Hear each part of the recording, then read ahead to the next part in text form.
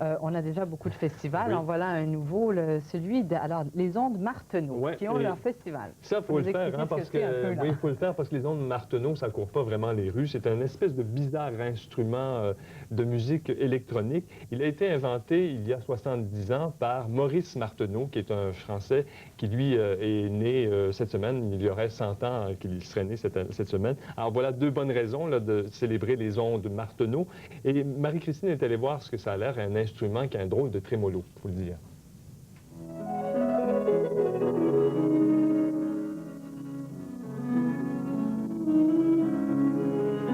Est-ce que c'est un instrument difficile à jouer? C'est aussi difficile qu'un autre instrument.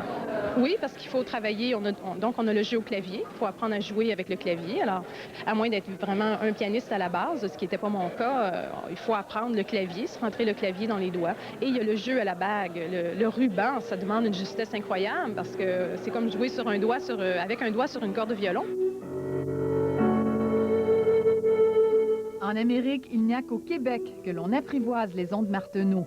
Geneviève Grenier, qui lance ces jours-ci un premier disque solo, est l'une des 7 ondistes qui jouent de cet instrument. Tous ont étudié avec Jean Laurando. Comment se fait-il qu'on ne connaisse pas davantage cet instrument de musique? Je pense qu'une des raisons, c'est que Maurice Marteneau était un chercheur tout à fait convaincu, tout à fait passionné, mais c'était pas du tout, il n'avait pas du tout la bosse du marketing. Il avait la bosse de l'invention, mais pas celle du marketing.